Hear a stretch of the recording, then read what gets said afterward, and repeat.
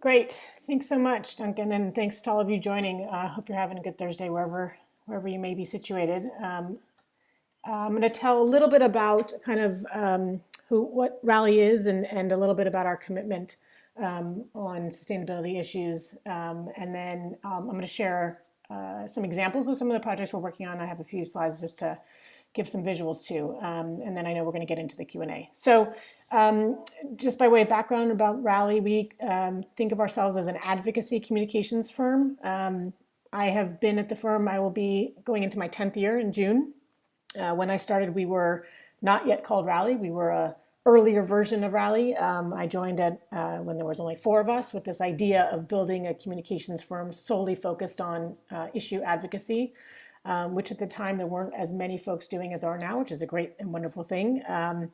And we've had an incredible journey starting in Los Angeles, and now we have offices in San Francisco, Seattle, small group in New York, and recently added someone in Austin as well. And we work on advocacy issues across issue spaces: environment, health, reproductive rights, gun safety, all kinds of issues. And have had a sort of incredible opportunity to work with clients, nonprofits, foundations, companies, and philanthropists, working to change the way people think and act on social and political issues. So it's been an incredible journey, both personally and for the firm overall. When we first started out, we essentially took this pledge without knowing, obviously pre Clean Creative's effort, but we made a decision about the kind of work we were going to do and not do. And not working for fossil fuel industry was one of the early and easy commitments we made. We made other pledges as well, or they weren't so formal in that they were a pledge at that time, but we made other commitments as well in terms of not working for NRA and not working for pro-life and other entities that we just didn't believe in sort of morally and ethically as individuals and then ultimately as a firm. And so, we were very much in startup phase. And I mentioned the four people because now we're 75 people plus. And so, I do want to convey that it is a commitment you can make at any size of whatever agency level you might be at. At that time, we were, like most startups, scrambling for clients of any kind and just to get our name out there and to show the kind of work we could do. And now, because of our positioning and branding, we don't have a lot of folks, fossil fuel folks, coming to us, frankly, for work, because I think our work speaks for itself and the kind of morals and ethics that we uphold at Rally. But we made that commitment very early on and stood by it, and we're very happy to communicate about it too. It was in our materials. It was something we talked about. It's not just the work we do, but it's the work that we don't do that really speaks to who we are as a company. That's really important in terms of the people we recruit. It's really important to the clients that we have. And I also think it's really important to the quality of the work that we can do at Rally. So I'm going to just quickly go into a few examples of some of the work that we do. The two examples I have are certainly California, if not West Coast focused, but we do work nationally. This is a case study with some on a project I've been working on for several years, trying to pushing California away from fossil fuels. For those of you following the issue closely, there's actually a editorial in the San Francisco Chronicle today that really speaks to the challenge that California has in many ways. It professes itself to be a climate leader, and yet we can't get a bill through the legislature moving away from drilling in the state. And this is not the first time that bill has failed. It didn't even get out of the initial committee. So this campaign that we're working on with both frontline community groups in Los Angeles and then a statewide coalition of environmental groups and environmental justice groups, pushing California and its leadership to actually let go of this past dependence on fossil fuels. And you all may know California is the seventh largest kind of oil producing state in the country. So despite having great climate leadership in many ways, we still are very much shackled to the past in terms of our dependence on fossil fuels. And we can't really embrace the future renewable energy, clean economy if we don't actually affirmatively let go of the past, particularly that oil and gas infrastructure being in communities of color and where environmental justice really is very apparent. So this is a campaign we've worked on for many years, building it from scratch. It's both a local campaign in terms of LA neighborhood drilling and then a statewide effort, as I mentioned. We've done great actions and had a lot of traction, had a lot of success, but it is ongoing and not yet satisfied, not yet completed. Greta Thunberg actually came through LA as part of her climate strikes a couple years back, and so met with a lot of the youth activists we work with. So that's one example of the kind of campaign that we're working on. And so, as I said earlier, it's okay, you can stay here. As I said earlier, we don't have a lot of folks coming to us from oil and gas because we're pretty transparent about the work we do, and very comfortable confronting and calling out those who are not sort of advocating for climate justice and climate progress. Another campaign that I'm really proud of, one that we work with, Earth Justice, for many years now, this Right to Zero campaign, this idea of moving to a zero emissions economy, both in our transportation and in other sort of sectors of our economy. And very straightforward about, zero or nothing, right? There's no in between. And this is where you get into some of the conversations around natural gas and some of these, what they call transition fuels, as you all may know. But the idea being that there's nothing, we're going to zero or bust, right? There's no in between here. And we draw that line very affirmatively from a communications perspective, but also as a firm in terms of the kind of work we do and don't do. So this one's a great example. We have built this one from scratch and have run it. It was initially focused in California. We've just launched an arm of it in DC, actually, talking about all the amazing work of moving to zero, from buildings to passenger vehicles to fleets of all different kinds, and why that's important and what that means for our communities and our health and our planet.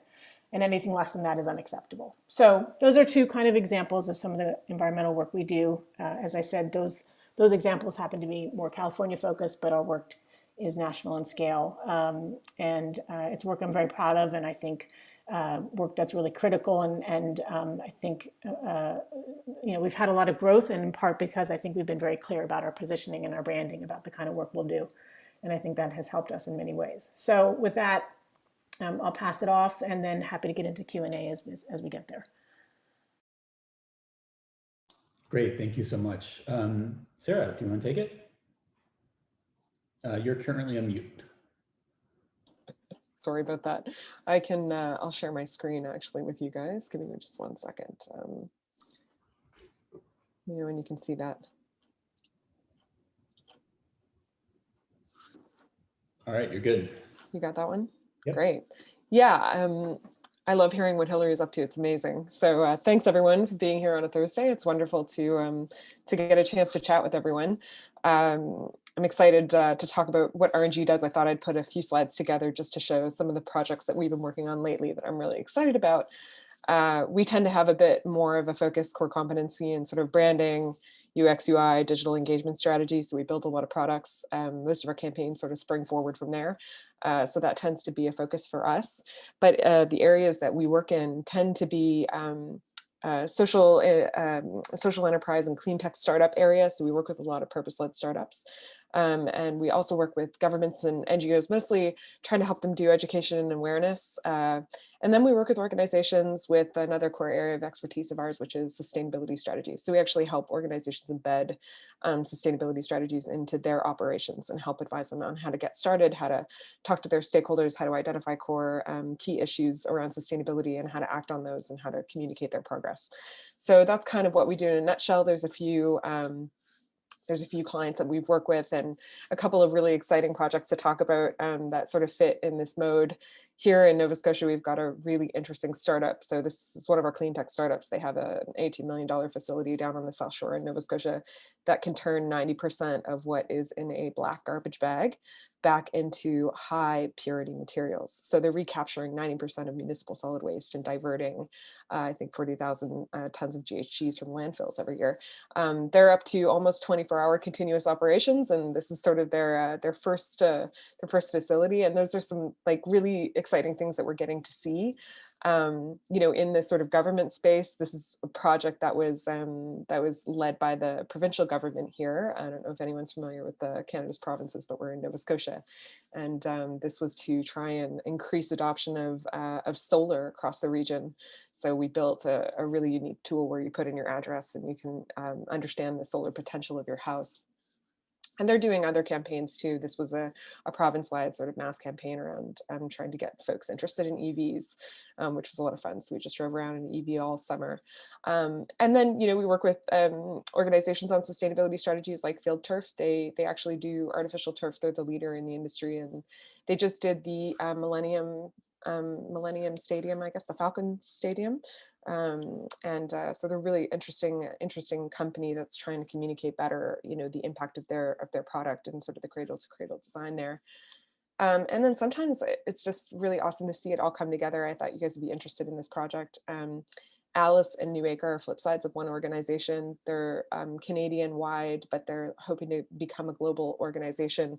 They flip the agricultural paradigm on its head, and they pay farmers market pricing for fringe acreage. So they pay them to become ecological service providers. So there's this amazing sort of connection between, the ecological benefit of the ecotypes that they are focused on, and the ESG benefit to companies that invest, and then the grassroots benefit to people on the ground, farmers who derive benefit from becoming ecological service providers. Really quick anecdote about that. If you ever drive through farm country and you see those seedling rows that run down the middle of a field, sometimes those trees really were planted there, a few hundred years ago or 100 years ago, and they don't really have a whole lot of use because they aren't sort of purpose specific. They're there to prevent soil erosion, and that's it. Alice will pay them to rip them out and put in indigenous flowering trees, and they'll pay farmers to do that. After a few years, when pollinators return up to 300% or increase up to 300% on that property, the shoe drops for the farmer, and they say, wow, this was really something. So you get sort of the social benefit, environmental benefit married in this amazing initiative. So we get to work on these really cool projects. That's a little bit about us, and I think I'll hand it back to you to take over, Duncan. If I take over, I mean, help lead a conversation. So both of y'all have taken the Clean Creatives Pledge. Thank you. So the thing that goes with that, though, is then you have to be able to identify what not to do, how to figure out what campaigns and what projects you are not going to take. So I guess the first question is, how do you spot a greenwash? How do you identify a project that is something you don't want to take? And Sarah, since you're unmuted, I'm gonna let you start off. Yeah, I was really thinking about this, when we talked about sort of what we would discuss, and sort of how essentially, what are the factors that you really want to look for? And I tried to boil it down to sort of 3 things that I think are really important, that kind of give you a good sense. So number 1 being, is it contextual? So if someone approaches you with a campaign and they're saying, hey, we've got, we really want to talk about this new cool product, it's eco-friendly, and we want to focus on that for our campaign, and that's really what we're going to position on. And we want you guys to take that and run with it. Okay, that's great. Can we talk about context for that? Are they able to produce essentially the receipts, right? And in general, what I mean by that is, does this solution or item or product or service that this organization is trying to get you to help them sell, does it understand sort of the magnitude of the problem that it's trying to solve? Can it quantify what that problem is? How does it fit in with progress towards sort of an environmental or social solution? Does it have metrics attached to it? And can this company sort of understand those metrics and communicate them well? So that's number 1. Number 2, is sustainability or a focus on sort of an ecological solution embedded in this organization? And what I mean by that is, are they believable on this front? Are they coming to you as something as product or service? Can you sense that they're bandwagon jumping or just trying to differentiate a product based on this kind of really fun, great trend? Or, slapping something onto a product just to make it more eco-friendly? Or is this organization credible on sustainable issues on the whole? Can you see that this is coming from somewhere, or there's a progression for them? And then I guess the last one being, number three is it top down? For me, when I'm talking to organizations, like, am I only dealing with the marketing department, or is it clear that the marketing department is working directly with people who are decision makers at the organization's highest levels? So, is the CEO or the chief sustainability officer part of this discussion, or have they been part of that discussion? Because, if they're not at the table, then this might just be a marketing initiative. And if it's just a marketing initiative, what kind of change can it really affect? Like, you may not, I realize this is kind of difficult for larger agencies because you may not see those people at the table, but you should feel it, like you should understand that there's leadership behind it. So those are my sort of three thoughts. So I will build a little bit on what Sarah's offered, which I think is great thinking. I think there's a few things to do before the conversation even. So one of the things as a firm that I would encourage is to have a conversation before there's an option on the table about what greenwashing means to you all. What are the parameters, right? So it's easier to have that conversation before there's an actual question before you, just to have a sense of what's comfortable for you all, right? So an example I shared with Duncan earlier was we had a situation where we've made a pledge, as I mentioned, to not work with oil and gas industry, right? We had a situation where a energy efficiency company came to us for a request for proposal, an RFP.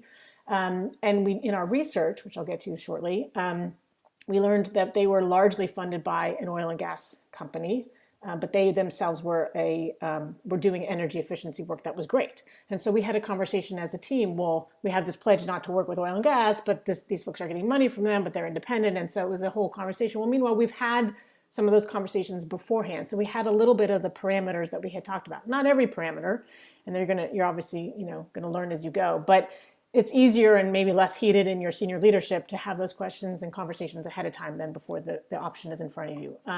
Just to close the loop on that story, we did proceed. We didn't end up getting the work, but we would do it again in the same way, and happy to answer questions about why. Second step I would say is to ask the hard questions when you're having the conversation with the potential client. I think folks feel like, they're the ones in the driver's seat and I just have to sort of accept all the information I'm given. But end of the day, you're only going to do quality work if you really have a sense of what you're doing and if you really feel comfortable and passionate about the work that you're going to be doing. So ask the hard questions, right? Who would oppose this? Who are going to be the folks that potentially are going to speak out against you? Who are going to be the folks supporting you? Allies? Where's the funding coming from? What might be some unintended consequences of either this product or this effort? And none of us, I'm not an issue expert in any of these issues as a scientific perspective or some of these other things. So, we often go ask folks we trust. Hey, they're talking about doing this thing. Something feels off. What do you think, right? I mean, do that information gathering so you're making a really informed decision. And then it's a weighing of factors, right? And this is where I think a lot of Sarah's great points come into play, but is the bigger picture the right direction? Are we aligning, if we're going up against allies that we typically are, on the same side of, like, is there a good reason for it? Can we defend that? Do we know why, right? Are we comfortable doing that? A question we also ask ourselves is, will folks on our teams be comfortable working on this work, right? If not, why? Do we have an answer? Doesn't mean that you don't do the work, but it means that you have to have thought it through. And then the last point I'll make related to that question about your own staff is, if it's an account or a project that you think there might be some confusion about or concerns about, we have tried to make it a practice and have learned to explain to the team why we're doing the work, and to anticipate the concerns that they may have. And an example that happens, frankly, in California is sometimes some of the projects in the environmental space might have union opposition to some extent. And if you read the San Francisco Chronicle editorial I mentioned earlier, some of the political impediments to changing some of these policies right now is sometimes with unions. And so as a progressive firm, where we are often in partnership with unions, there are times that where they may be opposed to the work. That happens in the environmental space, it happens in criminal justice space, it happens in different spaces.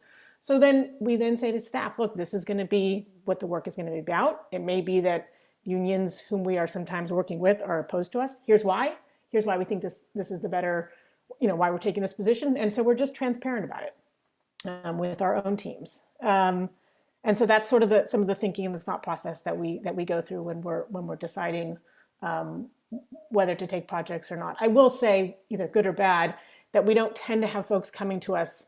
There aren't really a lot of close calls. The closest call we had is really the example I've already shared, in part because of our positioning and branding, and we're so, kind of transparent about it. But it does come up in other issues, and that's a little bit the thought process that we undertake when we're trying to resolve, whether it be a greenwashing effort or any other similar types of incremental or challenging situations in other issue spaces. So it doesn't just happen in the environmental space. I think you've hit on such an interesting note there that maybe it would be interesting to circle back to, which is that a lot of these, solutions or organizations, they're attempting to do something, but there's so much interconnectedness around what they're doing that you really have to weigh like how far down the impact, chain you are looking at in order to evaluate, because sometimes the immediate solution is fantastic, but then, does it bother you that this and that has to be, created to achieve it, may not have as stellar sort of a record. So there's kind of like that impact chain that is a concern too. But I also love what you were talking about, in terms of sort of backing up to what is your core purpose as an organization, and have you, put that on paper and, examined what your line is. Like, what's your line? As a team, like where is that line you're going to draw in the sand, and how are you going to keep from stepping over it, even when it feels like, essentially turning down work, which I know we can all be a little bit afraid to do. And I think the answer to that is just exactly what Hillary said, which is, as a team, taking sort of the temperature of the team and sort of collaboratively understanding how everyone feels about where that line should be, and then keep checking to make sure that line stays, in a place that everyone's comfortable with. One of the things that, R&G tends to do is we don't have as much of a problem either. Like, we haven't actually been faced with, this as much, because we are so niche focused on sustainability. Like, it's not like we would have an oil and gas organization come in the door, but we recently were approached by a pension fund who's trying to invest in an app to help the oil and gas industry transition to a clean economy and a low carbon economy, which sounds great. Like, on paper, like that's a big project, like that's something that's like really hard to turn down. It's transitioning towards a low carbon economy. Isn't that what we stand for? But we had a line that said no oil and gas. So because of that, we just could not justify like working on that project, because that impact chain was way too close to our line. But if something comes in that's kind of gray territory, we put it to our staff and we say, hey, vote, tell us, and we'll make the decision based on what you have to say. I'm really curious about the conversations with clients and sort of establishing the context, and Hillary asking the hard questions. How does that go? Is it comfortable? Like, how do you sort of like manage that? It seems like the kind of thing that I wouldn't necessarily feel like in those contexts. I'm ready to bring it to you. Like, how do you go about that? How do you sort of build a muscle or practice around it? Because that could be tough, I imagine, at times. Yeah, and I'll confess that when I first started at Rally, and part of my job was to bring in new business, right? I mean, at that point, as a startup, like anybody we'd get on the phone was like a win, right? And so my comfortability, and even my savviness in asking those questions has absolutely evolved, in part because of the growth that the company has had, but also I think my own comfort level and experience in running many campaigns over many years on lots of different issue spaces. I know the kinds of questions to ask, and I'm also very comfortable saying no, or recommending to my business partners that I say no. I think the idea that Sarah mentioned about voting is fantastic. I mean, we're 75 folks now, so that's kind of not a possibility, but we do, as principals, as senior leadership, have conversations about accounts and projects to take or not take. And so I have to be able to go to my business partners to say, I want to do this one. Here's why. Here may be the pushback. So to answer your question, Duncan, part of it is your own culture, where you've empowered the folks who are doing the new business calls to be able to ask those questions, and that you prioritize the values of the company such that we can say no to work, and to be in a financial position where you can. So that's part of it, is the culture. And the other part of it is, I think you're only going to do good work if you believe in what you're working on, especially if you're in a purpose-driven or values-driven company. So am I going to do great work? I'll just pick on natural gas because they're on my mind these days. Am I going to do great work for the natural gas industry? No, I'm not. my conviction isn't there. And so am I going to lead a team well and produce great thinking and deliver quality campaign if I'm not convinced and on board with what they're doing? Absolutely not. Not only that, my other clients, the Earth Justices of the world and the other clients that we work on are going to appropriately call us out for that. And the folks that come to work at Rally because of the work that they're going to do are not going to want to be on that account. So it's, there's a short-term gain in potentially doing the work for natural gas, but if you've positioned yourself in a certain way and you're attracting certain talent, and you have clients who respect the way that you operate and the kinds of clients you take and don't take, then you're not going to serve yourself well by doing that work long term. So you're doing yourself a favor and your team a favor and the client a favor by having those harder conversations in the beginning. But back to my first point, that took an evolution in terms of my own comfortability and confidence for sure. Is there any thoughts on that? Well, I really sort of was thinking about the BizDev kind of outreach cycle. And I think there's lots of reasons actually that you might want to say no to a prospective, to a prospective client. Maybe, this could fit in that process, pretty easily along so many others. Like once you're really clear on it, it feels like something that just kind of slots into the qualitative or to qualifying whether they're the right fit. But in terms of actually like saying to them, would you tell them why, or would you be forthcoming about that? I mean, in one part of me, just because sometimes I don't control the things that come out of my mouth, really wants to just be able to say no because. but relationships are important, and I think in a lot of ways, like really strong relationships are worth maintaining, even if folks aren't necessarily values aligned. Like it's better to be able to hear people out and continue kind of growing and understanding where they're moving towards. Especially because from our perspective, we live in a really small place compared to California. Nova Scotia has, I think, a population of 1 million people. So, the guy who's approaching you with the work today is going to be the person who's in charge of another account tomorrow. So, you want to make sure that you maintain, I think, the good relationship and not tell someone that their life's work is garbage. But, I'm recalling sort of, I'm on the board of a few community NPOs, and one of them is a running organization, sort of a running club, and they have a code of conduct. And at the bottom of that, it says, people who frequently break this code will be advised of other clubs they can join. So there's a part of me that just feels like there's an elegant way to say something, but then there's always the other convenient out of just being at capacity, and you can't do their time frame, and that's it. You don't have to like worry about what you're going to say. You can just not be available.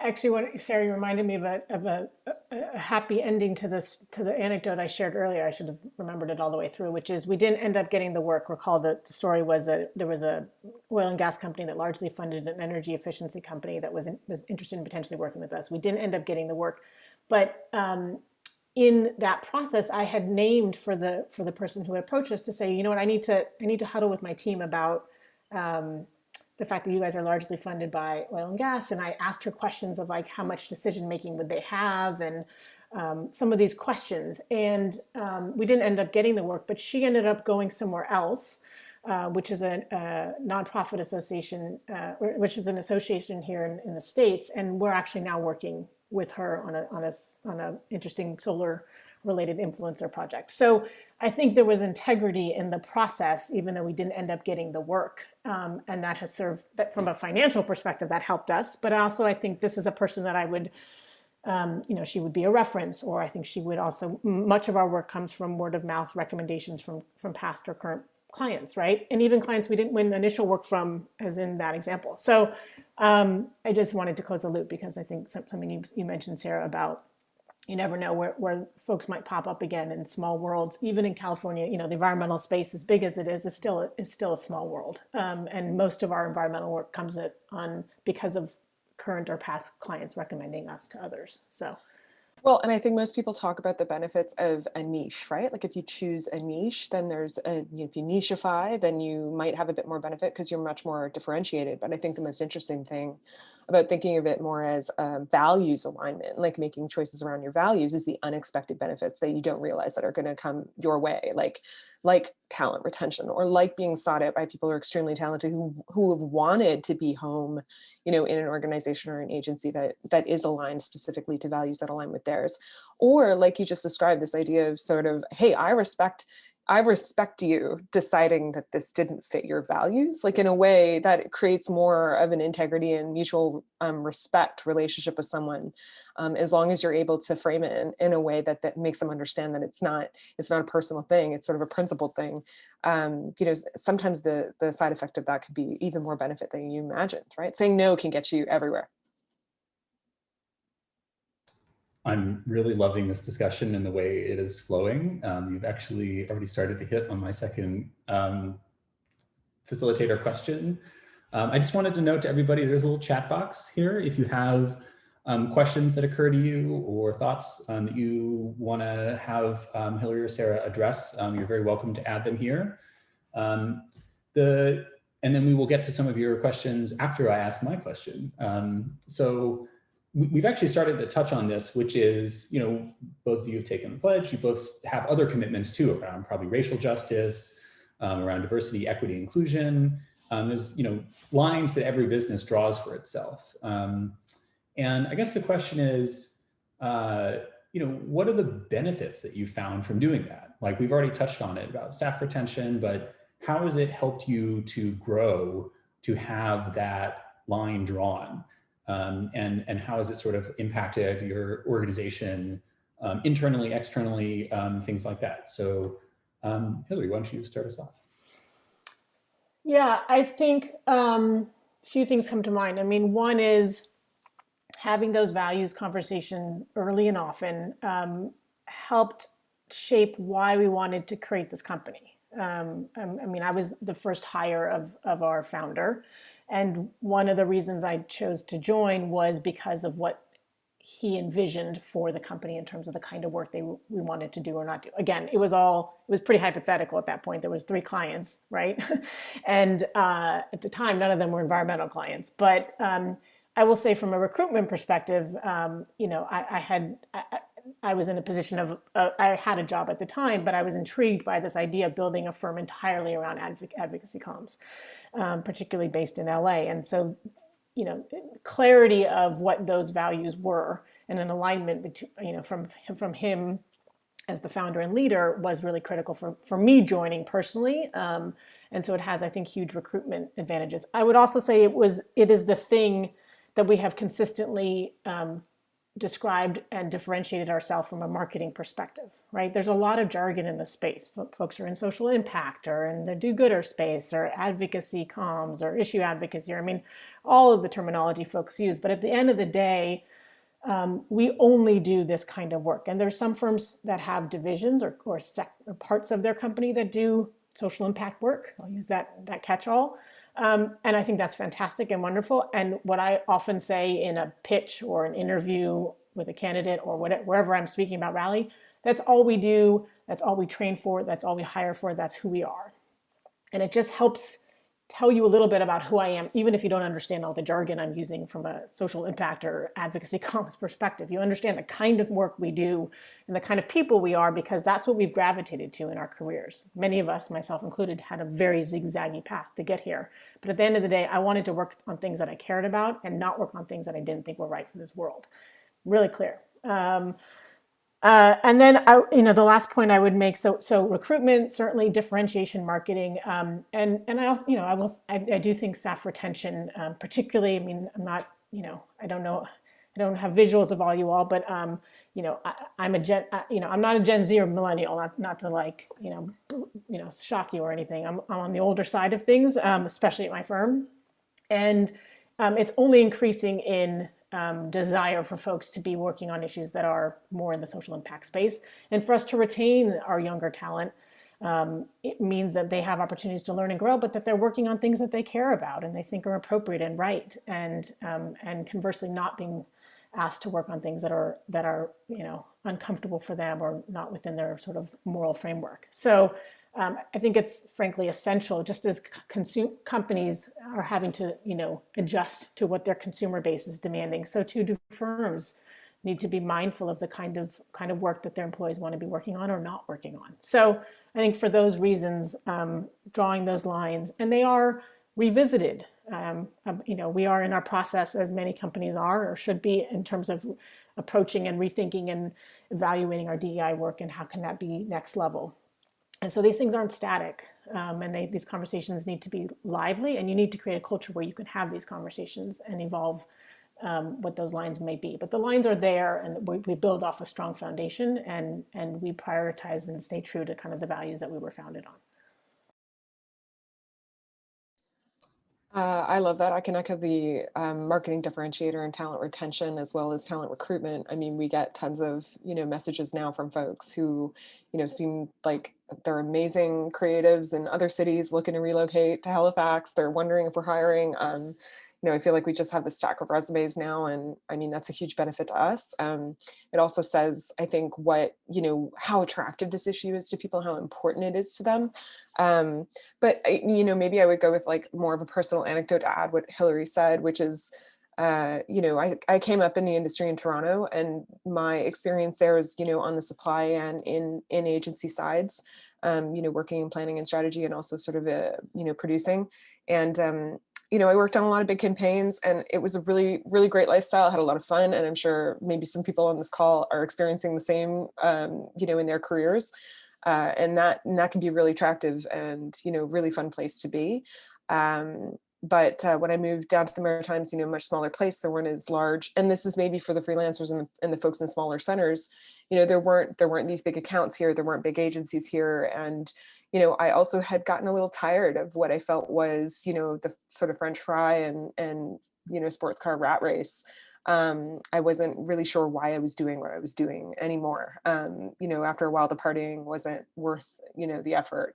It didn't have the allure. It wasn't the reward. I had been recruited by an agency that happened to have a big account in sort of eco communications, and that was my first taste. And that was, I think it was an early adopter in the mass exodus from cities, and that was way back in about 2012. And at that time, had really discovered sort of this idea of embedding a mandate that was broader than just sort of what's the organizational function or what's the business model or what's the bottom line.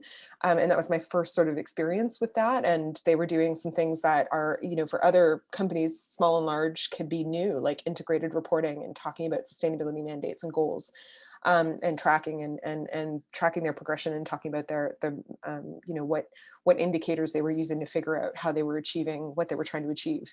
And this is like revelationary to me. I was amazed that a whole organization could be focused on this. So I got an early taste of this, and when we decided to launch RNG, when we looked at our portfolios, myself and my co-founder, and said, hey, what in here would make us actually feel like coming to work every day? It was a clear answer for me. Like, I knew right away that I had to work with organizations like that. And if we could, found an agency, if we could sort of be brave to take that choice and only work with organizations that fit that bill, then I know that I could be happy every day going to work and I could feel good about it. What I have discovered, in taking that step, even though it was really hard, and even though it was sort of telling everyone that there was stuff I was going to leave off the table, work I wasn't going to take, or work I just wasn't going to do, over time, what I've realized is that it can also build your career reputation. Folks will actually look at you a little bit more deeply. They'll be more interested in what you're doing. And you can see new opportunities to expand your skill sets in areas of sustainability or areas of, environmental and social, communications that are actually even more niche, right? So they're not just creative competencies and creative skills, but actually kind of complement those skills and allow you to sort of talk authoritatively about these issues. And this year was actually added to Nova Scotia's roundtable on environment and sustainable prosperity, which is a provincial appointment. And I'm like, would they have, put anybody else on that roundtable from an agency, like a creative agency? Probably not, So that's an interesting way to look at it, is just, if you want to accelerate your career, maybe the right way is to look at the opportunity to narrow your focus. And, this is a worthy focus that will make you feel like getting up in the morning. That's fantastic. So we have about a few more minutes to go. Erin had a question in the chat. Erin, you should be able to unmute yourself if you want to give that a try. Do you want to maybe ask her question and then we could talk it through? Yeah, can you hear me? Yeah, you're coming through. Cool. Hi, my name is Aaron. I'm a creative copywriter, freelancer based in Toronto. I also do a bunch of pro bono work for a group called the Climate Ad Project, started by Peter Kalmus, a climate scientist. I basically have a question about, I had this weird experience. If you want to go into the specifics of it, I can, but it was basically like an electronics provider. They're positioning themselves as like a net neutral company. I'm like updating their web copy for them, and like, you know, they balked at the idea of saying something like climate change is real, and they made me take that out. And like, there's a couple of other things here where a few red flags that I'm just like, I don't. They sound like they're talking a good game or whatever, and I'm here sort of like to make them look better, but I can kind of tell that they're doing this a little bit in, I don't know how to say it, a little bit inauthentically. But as a freelancer, I'm just like, yeah, they've hired me for my hourly rate. It's going to go for this one. It's going through Upwork, so I don't really have any power. I guess I could walk away, but it's like then I'm leaving money off the table. I don't know if you have any thoughts on like how freelancers should approach this sort of thing. Yeah, that's a tough one. Hillary, do you want to go for it? Yeah, I mean, when I first read your question, I thought you were asking for advice about how to figure out if it is greenwashing or not.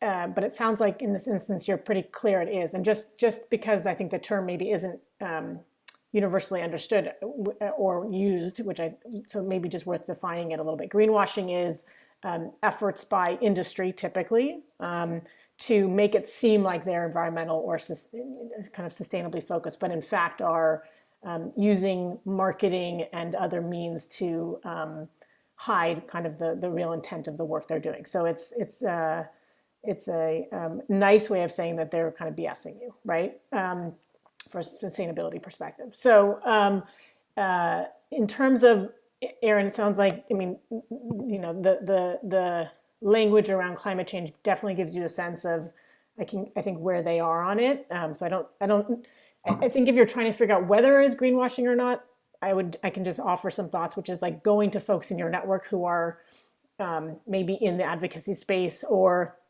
tapping your network for folks to introduce you to say like, hey, I don't know enough, but this seems odd, right? So I use my networks a lot for that, and building relationships with, you know, people that you get to know who are sort of issue experts, I think is really valuable in lots of ways. So that would be how I would tactically handle if you are trying to figure out if it is or isn't. If you're in a situation that it is, I mean, I think probably short term is to like do your best to do your best work, but also to like chalk it up as a learning, and to maybe moving forward, think of sort of the questions you maybe would have asked differently, or what questions you would have asked. And I'm not a freelancer, so I don't know sort of what access you have to those folks or not. But I think all of us should give ourselves space to learn and figure these things out. And the best case scenario out of the situation you're in now is like, how can that inform your future thinking and your future approach, so that you're getting to do work that you feel both good about in terms of the quality, but also about the impact that it is or isn't having. Yeah, I'd echo that. I'd say it sounds like you're kind of in a tough spot, because, you know, they're clearly trying to add some messaging sort of to the platform that you're building or working on, and, you know, you're kind of not buying it, and you're worried about your own integrity, because if you're going to add it and then put it in your portfolio, folks are going to look at that and say, well, you did that, like we would call BS on that, so why didn't you? I think, you know, Hillary's sort of comment around do your best work. For me, my interpretation of that is really to be the best helper that you can be. You know, if you weren't able to sort of turn down, you know, a relationship early on, and I get it, if you're a freelancer, you don't have an agency behind you, you know, you got to take work as it comes, and maybe this got thrown at you during the project and you didn't even see it coming. You know, this is an opportunity for you to start to flex sort of like some research and sort of like skill building around what does net zero mean and how can an electronics company responsibly communicate its commitments towards net zero. What does that mean? What does that look like? And if you can give them some frameworks or some ideas on how, other best practice companies are showing this information, and especially if you can sort of pick up on, hey, people aren't saying this without being able to show progress towards this goal, i.e., they're able to sort of report or they're able to share metrics that tell us how far they've gotten already. Like if you just say net zero, it's not as credible as if you can do the following, right? And then you position yourself in the freelance scenario as the helper and someone who actually has a little bit of information that's worthwhile to them, right? And you're not kind of talking about externality and issues of whether they commit to climate change or not. You're really just focused on the thing that they want to put on the website, and can you help give them additional tools to talk about that thing? If you lose that and you lose that fight to try and help them, position yourself as a helper, and they just do not want it, I mean, do your best work just means finishing the project and maybe not working with them again. Thank you. That seemed incredibly helpful. And I think the other thing just to keep in, I really just wanted to emphasize Hillary's point about sometimes the best thing to do is learn. And, none of this is, I really think the important thing with, clean creatives, or the way we're trying to approach this is, it's not about being marked by sin forever. This is not like a condemnation. It's an opportunity to grow and evolve and get better. And that's what we're asking people to do. So I don't know, I think it's very easy to feel burdened by it. But I think if you're learning and moving forward and asking the good questions and coming away from that with more information about how to approach future clients, like you're on the right track. So yeah, and I just want to make a suggestion for anybody who's looking for sort of a list. If you're like, oh, I'm working with this type of company, how do I find similar companies? One would be just looking at some of the accreditations that are out there, like B Corp, and going to their list and searching their database and pulling up a similar company and looking at what they are saying on their website. Because B Corp is really strident, it takes super onerous to get. And if anyone doesn't know, it means benefit corporation. It's something that you actually have to work quite hard to sort of work through all of their requirements. And what that means is disclosure, right? Disclosure on all kinds of social and environmental issues around your workers, around your customer. Like we're in the midst of a B Corp impact assessment now, and I can tell you it's a lot of work. So companies that go through that, you can rest assured, right? Because they actually even have to change their incorporation papers to reflect achieving the status, that they're quite serious and they're quite invested. So go to their database and look up, companies that are similar to the ones that, yeah, of course, and the ones that are similar to, Hillary just said that they're a B Corp, of course, similar to the company that you're working with. And then you can see kind of how they're positioning, messages around net zero or messages around, diversity or things that are of sort of what we call like sort of marketing trend, ideas in environmental and social issue conversation, and understand sort of how these people are talking about them, and that should help. I will just add one last thought just on this, is that I think the hallmark of any effective, sustainable business is transparency. The transparency is a key part of any of this, and situations where, that is how you know people are serious, is they're willing to show you their data and the proof. And I think that's just a key theme to be looking for, I think, in identifying these opportunities. I just wanted to give Sarah and Hillary each an opportunity for final thoughts before we wrap it up. And I really am very grateful for this conversation. I think it's been extremely rich. And I just appreciate the both of you so much for your time, for your expertise, your advice. And I'd love to just give you a chance to close it out. So Hillary, do you want to go first real quick? Well, I don't know that I have closing. I'll just speak to my own personal journey, which is I started out, as one of the co-founders of my junior high's environmental group. Right? We called it Save Our Species, SOS, which I thought was awesome at the time, which is a terrible name. And so I had a passion early on. I grew up in, urban LA, but I had a passion for environmental issues. And I took a really wayward path with that passion. Studied it from a policy perspective, a legal perspective, political campaigns. I didn't know what to do with this passion, but I always had it. And it wasn't until my mid 30s that I landed at a place that then became Rally, and where I could bring my passion for the environment and many other passions on other issues, and come to work every day and get to learn and get to work on issues that I care about and get to work with incredible people. And so I say that only because I know it's, there was a lot of times where I felt like my colleagues were lapping me or knew what they were doing, and I was just kind of floundering around and trying to figure it out. But I always stayed anchored in the thing that got me out of bed, the things that fired me up or pissed me off or motivated me, whatever the day was. And so finding a way to do that professionally was confusing and not clear. And companies like Rally didn't really exist when I graduated from undergrad. But I stayed true to it, and I'm just constantly grateful and thankful that I ended up at a place where I get to bring that passion to my job and to the people that I get to work with. And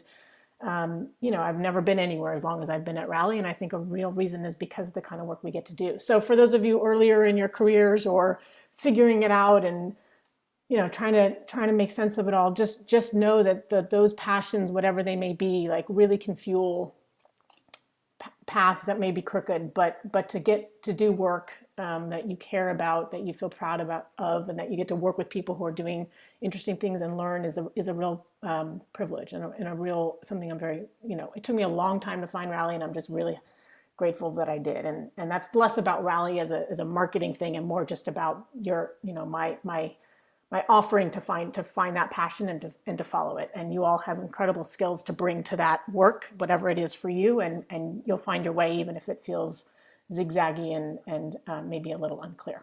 So that's my closing. I'll pass it to you, Sarah.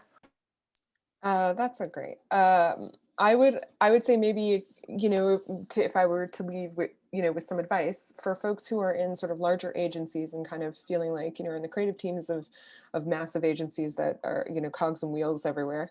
Any agency worth its salt should be interested in hearing feedback. So, if you are wondering if your agency has a diversity policy, or if you are wondering, if your agency has thought about what values it sort of uses to determine what clients should come in the door and on, or what campaigns to work on, I would say speak up about some of those things, like talk to people and see, talk to your colleagues, talk to your bosses. And I think that if anyone's on this call thinking, oh, I couldn't do that, I'd be too scared to bring that up, then I think you kind of have your answer for what type of agency you're working with, because your agency should be interested in hearing from you, because that's the culture that you're looking for. That's the culture where change can happen. And if you're in a smaller organization and this is like, a really scary idea to kind of start to look at a niche or say no to projects, coming back to that sort of idea of like, it may open doors that you're not aware of. So, don't be afraid to do that stuff. I know we say like, be brave a lot, but I think creatives tend to be worried about things or fearful of things. And this is one area where you can be brave, and honestly, the integrity might get you further than you thought. So, I would leave everyone with that. All right. Thank you again, both to Sarah and Hillary. I am going to share a recording of this conversation to everybody who signed up. And I just wanted to add, if you clicked no at the beginning about having joined the Clean Creatives Pledge, I'm really interested in connecting with you and talking more about the work we're doing, about the community we're building, and about more conversations like this one. So please reach out to me. My email is duncan@fossilfree.media. Should also be, when you click reply, and any of the emails you've gotten from Eventbrite should take you right to me. So again, thank you everyone for joining, and I hope to be in touch with all of y'all soon. Thank you. Thanks, everyone. Thanks all. Have a good one.